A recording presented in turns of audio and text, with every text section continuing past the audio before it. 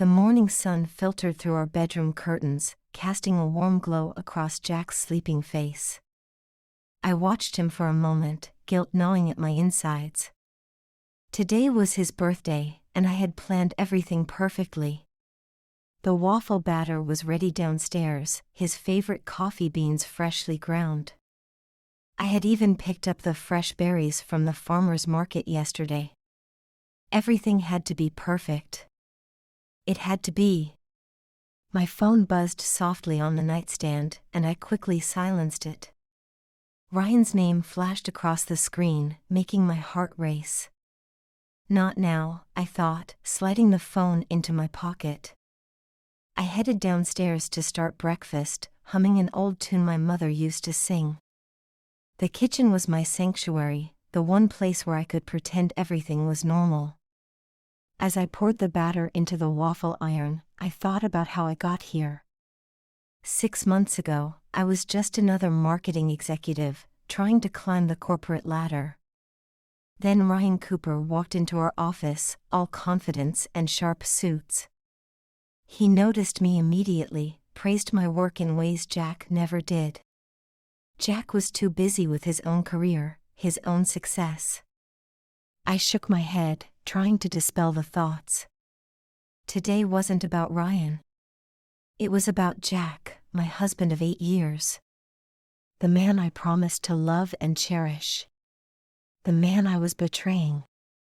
I heard footsteps on the stairs and quickly plastered on a smile. "Happy birthday, handsome," I called out, keeping my voice light and cheerful. Jack appeared in the doorway, his hair still mussed from sleep. He smiled that boyish smile that made me fall in love with him in college. "Something smells amazing," he said, wrapping his arms around my waist. I leaned back into his embrace, ignoring the weight of my phone in my pocket. "Only the best for the birthday boy," I replied, turning to kiss him. The kiss lasted longer than usual, my guilt pushing me to prove something. What exactly, I wasn't sure. The waffle iron beeped, saving me from my thoughts. I busied myself with breakfast preparation, piling the plates high with fresh berries. Jack sat at the counter, watching me with adoring eyes. If only he knew. My phone buzzed again, and I pretended not to notice. "Big plans at work today?" I asked, sliding his plate across the counter.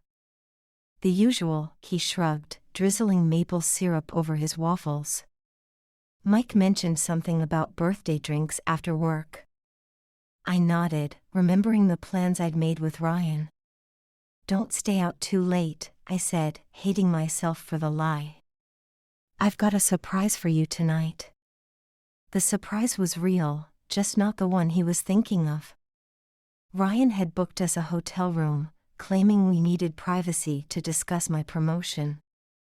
I watched Jack eat his breakfast, chatting about his projects and goals. He was so passionate about his work, so driven. When had that become a problem for me? When had I started resenting his success instead of celebrating it? The morning passed in a blur of domestic normalcy. Jack left for work with a lingering kiss and a grateful smile. I waited exactly 10 minutes before calling Ryan back. "Everything set for tonight?" His smooth voice filled my ear. "Yes," I whispered, even though I was alone in the house. "Jack's going out for drinks after work." "Perfect," Ryan purred. "I can't wait to see you." I ended the call, feeling the familiar mix of excitement and shame. The rest of my morning was spent in meetings, pretending to focus on marketing strategies. Ryan sat at the head of the conference table, occasionally catching my eye. Nobody seemed to notice our subtle exchanges, the loaded glances. Or maybe they did, and I was too caught up in the thrill to care. Lunch was spent in his office, discussing my career path. His hands found their way to my waist, his lips to my neck. "Tonight," he promised, his breath hot against my skin. I nodded, already lost in the intoxicating feeling of being wanted. Being seen. The afternoon dragged on endlessly. I checked my phone constantly, waiting for Jack's message about drinks with Mike. It came around 4, just as expected.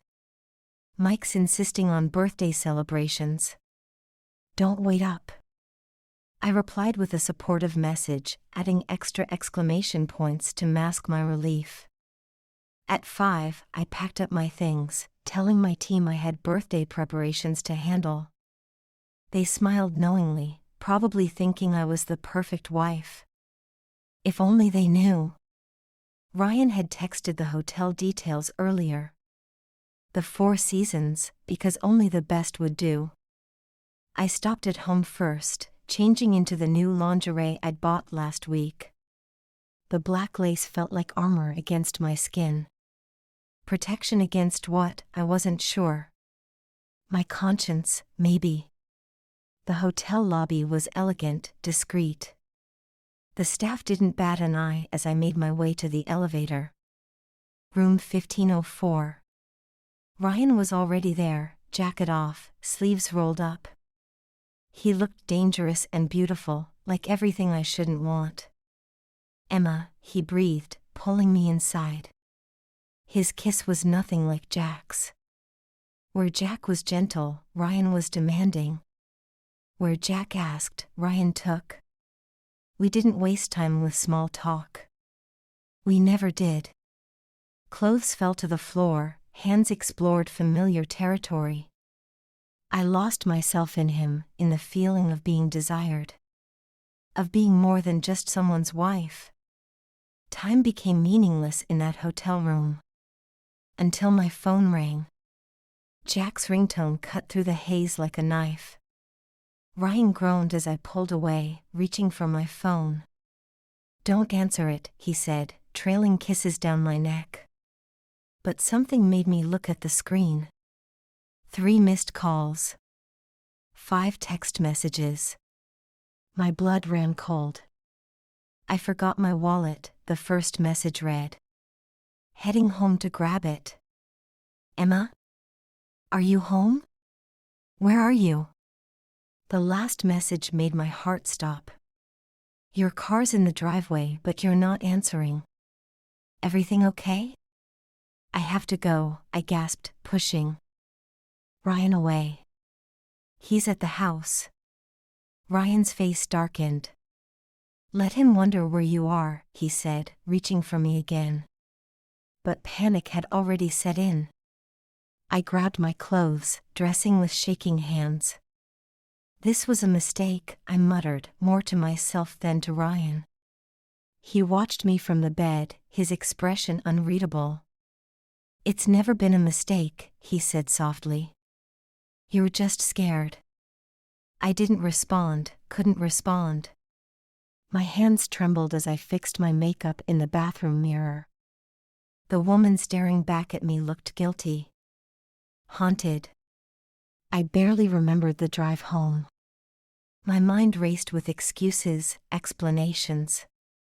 But when I pulled into our driveway, Jack's car was gone.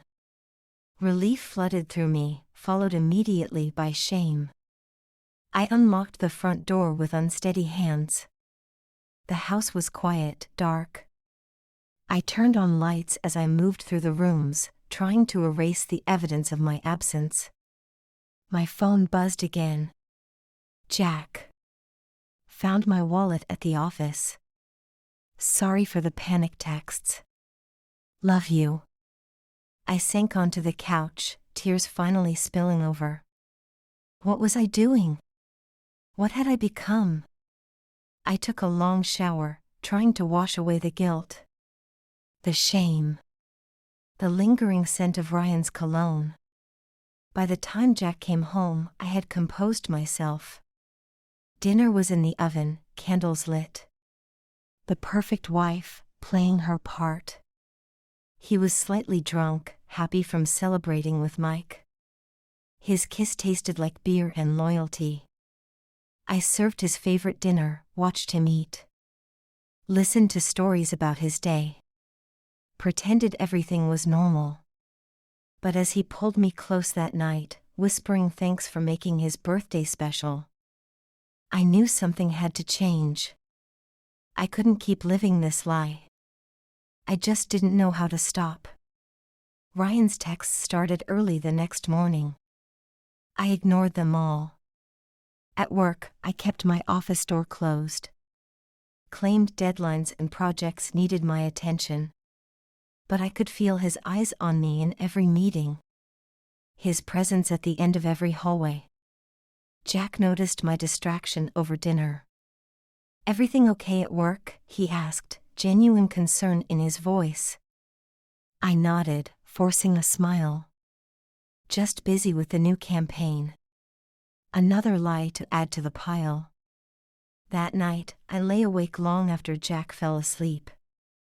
Thinking about choices and consequences. About the woman I'd become. The marriage I was destroying. My phone lit up with another text from Ryan.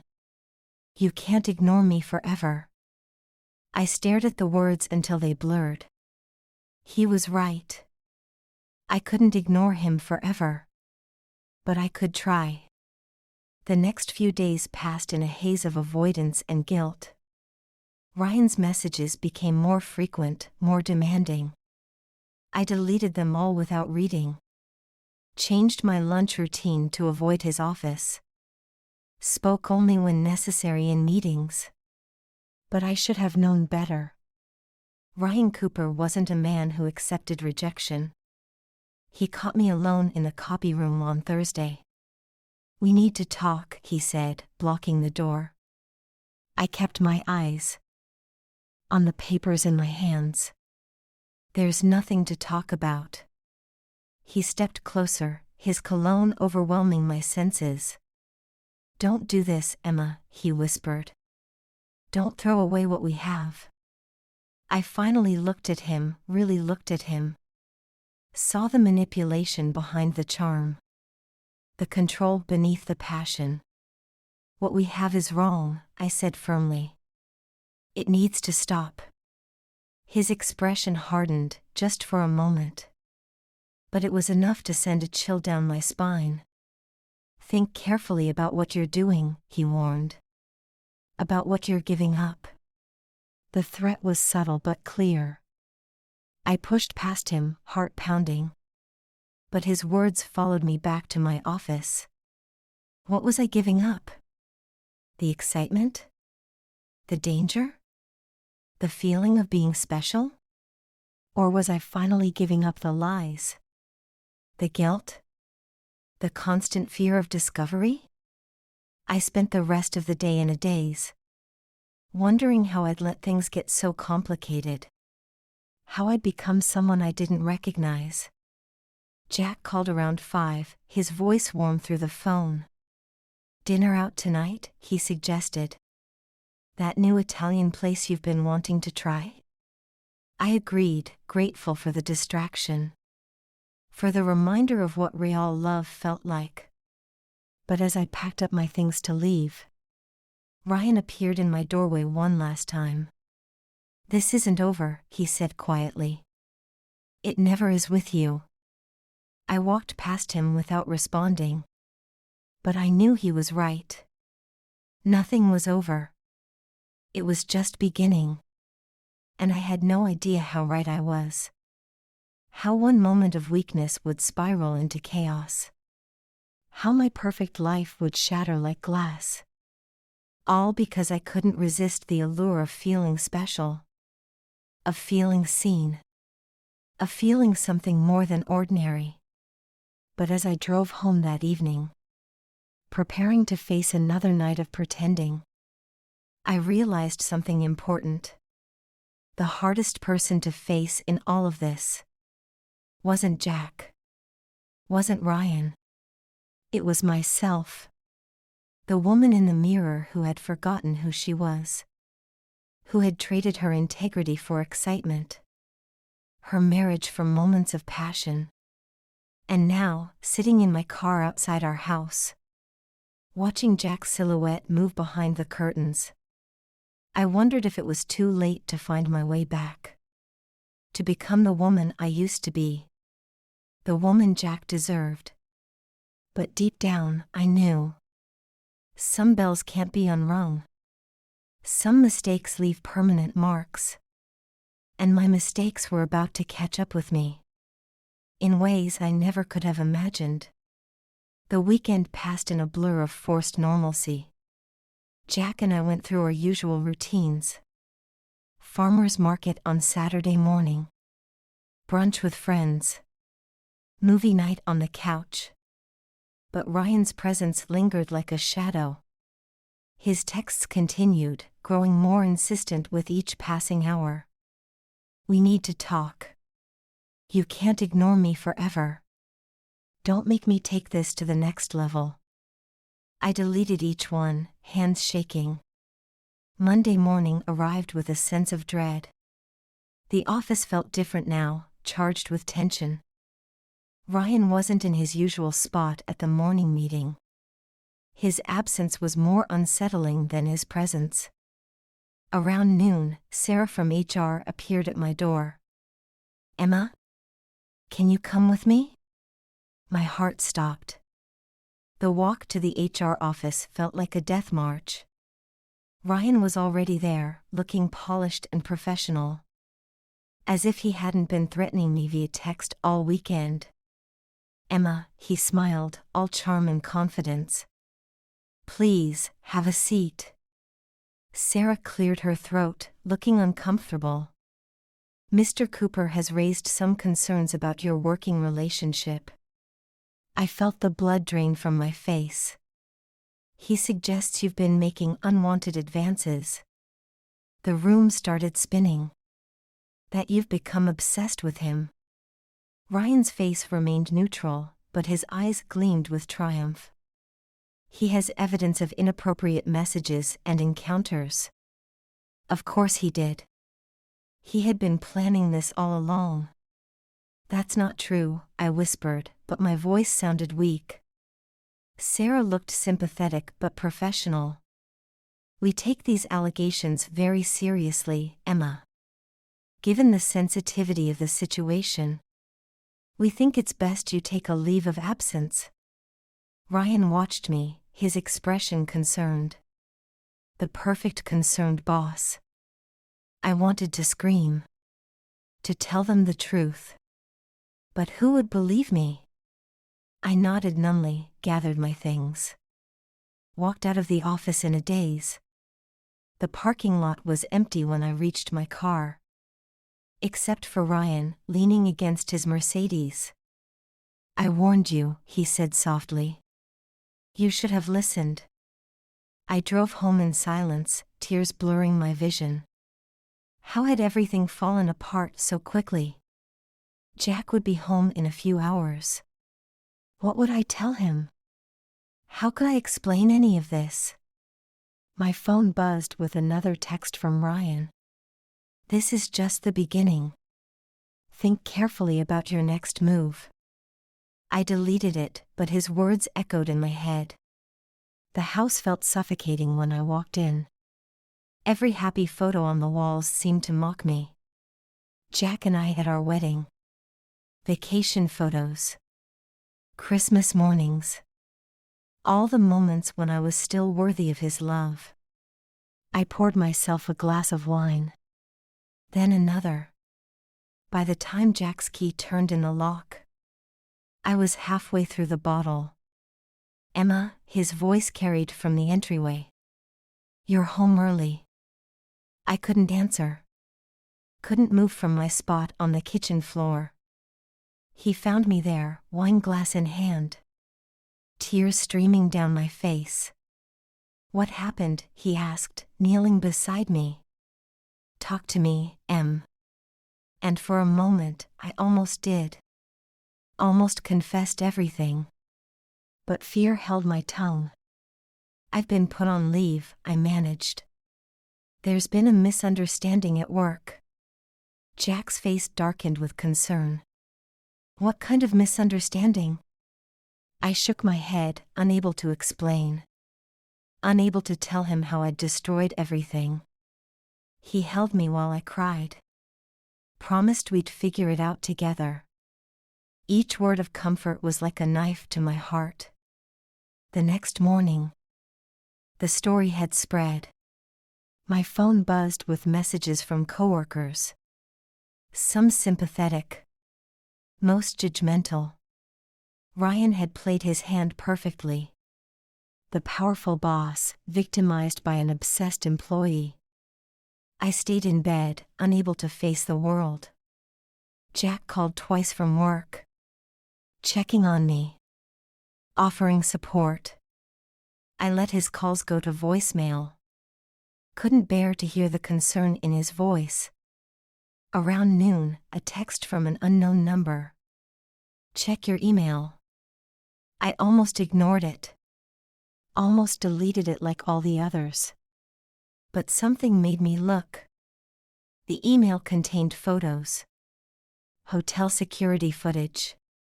Me entering Ryan's room. Leaving hours later, clothes disheveled. My hands shook as I scrolled through them. There were dozens. Different days. Different hotels. All damning. The message below was simple. Insurance policy. Choose your next steps carefully. I ran to the bathroom. Barely made it before getting sick. This wasn't happening. Couldn't be happening. But it was. My phone kept buzzing. More messages from Ryan. Each one more threatening than the last. Your reputation or your marriage. Your choice. But choose quickly. I sat on the bathroom floor, trying to think through the panic. Ryan had everything. The photos. The texts. My career was already in shambles. But Jack. I couldn't lose Jack. The thought of him seeing those photos. Learning the truth this way. It was unbearable. I had to tell him myself. Had to try to explain. Before Ryan took that choice away too. But as I reached for my phone, another message appeared. This one from Jack. Coming home early. We need to talk. My heart stopped. Did he know? Had Ryan already sent the photos? I couldn't breathe. Couldn't think. The walls seemed to close in around me. Everything I'd built, everything I loved, was about to come crashing down. And it was all my fault. I heard his car in the driveway. The sound of his key in the lock. Footsteps in the hallway. Heavy. Determined. This was it. The moment of truth. The end of everything. Or maybe, just maybe, the beginning of something else. Something honest. Even if it hurt. Even if it cost me everything. I stood up on shaky legs. Walked out of the bathroom. Ready to face whatever came next. Because running had gotten me nowhere. Hiding had only made things worse. It was time to tell the truth. No matter the consequences. Jack stood in the living room. His face unreadable. Phone in his hand. Emma, he said softly. We need to talk. And in that moment, I knew. Everything was about to change. Forever. I took a deep breath, preparing for the worst. But before I could speak, Jack held up his phone. Mike saw something today, he said quietly. At the Four Seasons. My legs gave out, and I sank onto the couch. He was there for a client meeting, Jack continued. Saw Ryan Cooper in the lobby. Looking pretty pleased with himself. Each word felt like a physical blow. Then he saw you leaving, about 20 minutes later. Jack's voice remained eerily calm. Tell me he's wrong, Emma. Tell me there's an explanation. I opened my mouth, but no words came out. How do you explain betraying the person you love most? Please, Jack whispered, his composure cracking. Please tell me this isn't what it looks like. Tears rolled down my cheeks as I shook my head. I can't, I whispered back. The silence that followed was deafening. Jack stood perfectly still, processing my words. Then, without warning, he hurled his phone across the room. It shattered against the wall, making me jump. How long? He demanded, his voice raw. 6 months, I admitted, each word burning my throat. He laughed, but it was a hollow sound.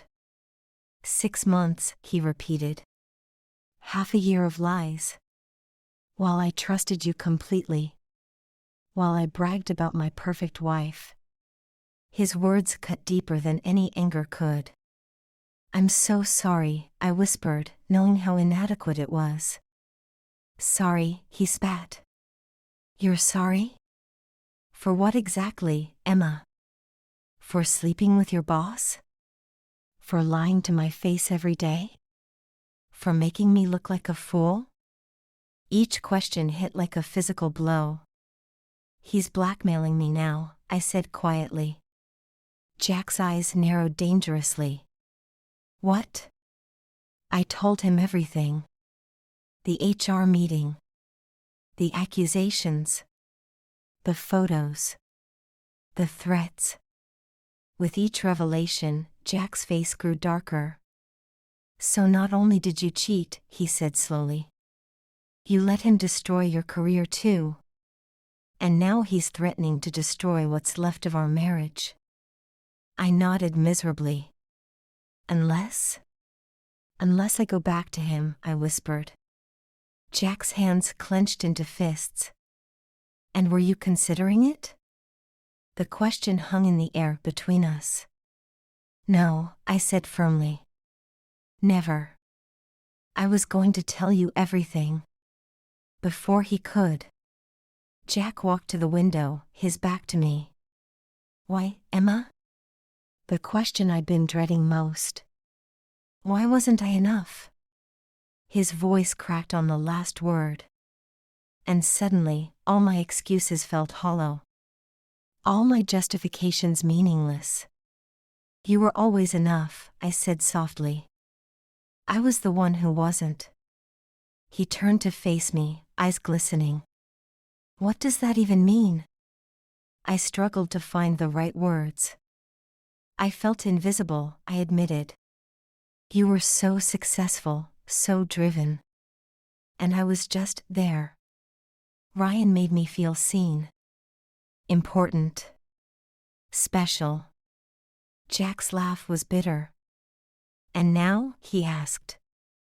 How special do you feel? I flinched at his tone. I feel like a fool, I whispered. I destroyed everything good in my life. For what? A man who's now threatening to destroy what's left. Jack was quiet for a long moment. Show me the photos, he said finally. What? The blackmail photos. Show me. Hands shaking, I pulled up my email. Handed him my phone.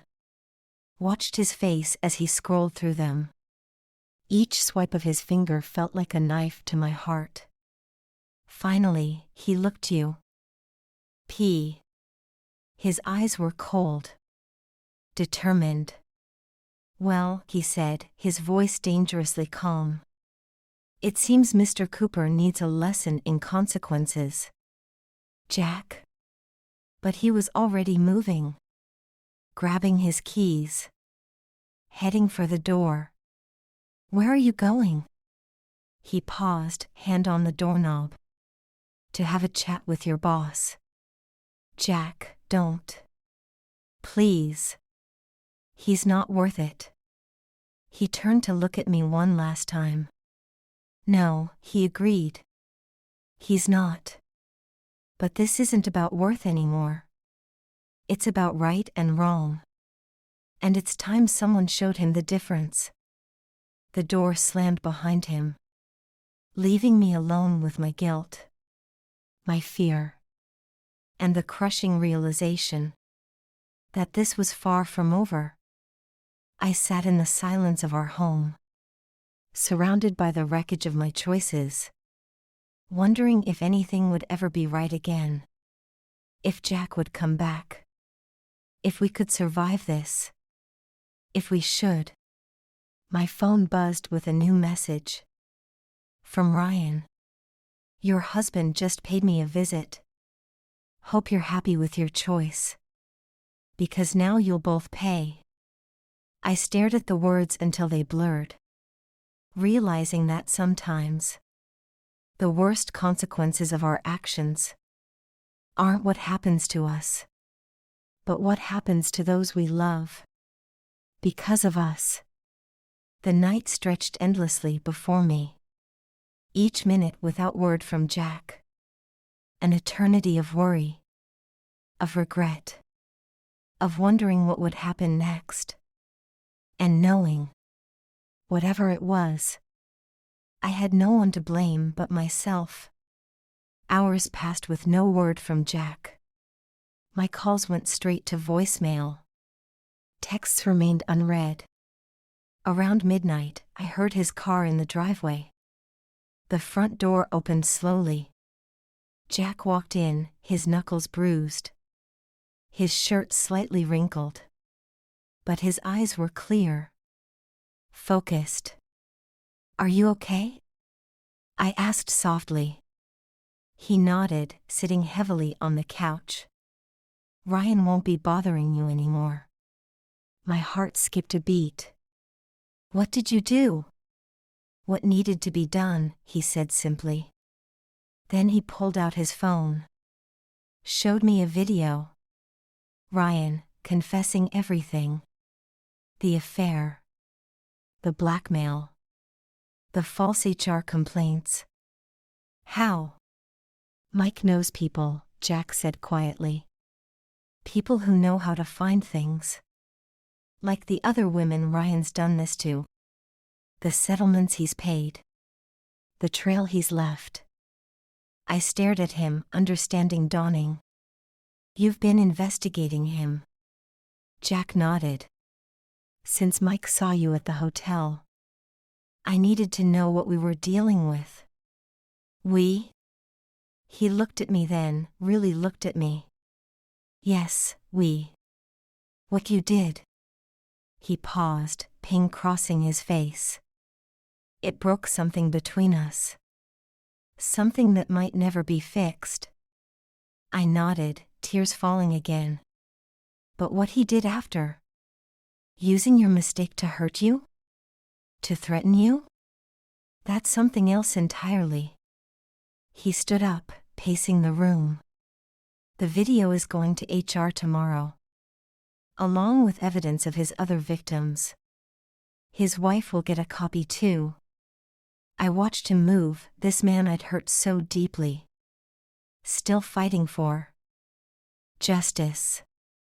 Even if not for us. What happens now? I whispered. He stopped pacing. Looked at me with tired eyes. Now, he sighed. Now we decide. If there's anything left to save. If we want to try. Do you? I asked, barely breathing. He was quiet for a long moment. I don't know, he admitted. I love you, Emma. God help me, I still do. But I don't trust you. And I don't know if I ever will again. His words hurt, but I deserved them. I'll do anything, I said. Whatever it takes. Therapy, counseling. I'll find a new job. Move cities if you want. He sat down again, suddenly looking exhausted. It's not about where we live. Or where you work. It's about who we are. Who you are. And right now, I don't know that person anymore. I nodded, understanding completely. Because I didn't know myself either. I'm going to stay at Mike's for a while, he said. I need time. Space to think. To figure out what I want. My heart shattered all over again. But I knew I had no right to protest. Okay, I whispered. He stood up, headed for our bedroom. Started packing a bag. I watched from the doorway. Memorizing every movement. In case it was the last time. When he finished, he turned to me. I'll call you when I'm ready to talk. I nodded, unable to speak. He walked past me, then paused. Emma? Yes. Don't contact Ryan again. It's being handled. Then he was gone. The house felt emptier than ever. I sat in our bedroom. Surrounded by memories. Photos of happier times. Wondering how I'd let it all slip away. My phone buzzed one last time. A message from an unknown number. Ryan Cooper resigned today. Effective immediately. Left town with his reputation in tatters. I deleted the message. Turned off my phone. And finally let myself feel the full weight. Of everything I'd done. Everything I'd lost. Everything that might never be fixed. But as I sat there in the darkness, I made a promise to myself. To become someone worthy of trust again. Whether Jack came back or not. Because the person I'd been? The choices I'd made? They weren't me. Not anymore. The sun began to rise outside our window. A new day dawning. Full of uncertainty. But also possibility. Because sometimes, rock bottom is where we find our foundation and start to rebuild. One painful truth at a time. End.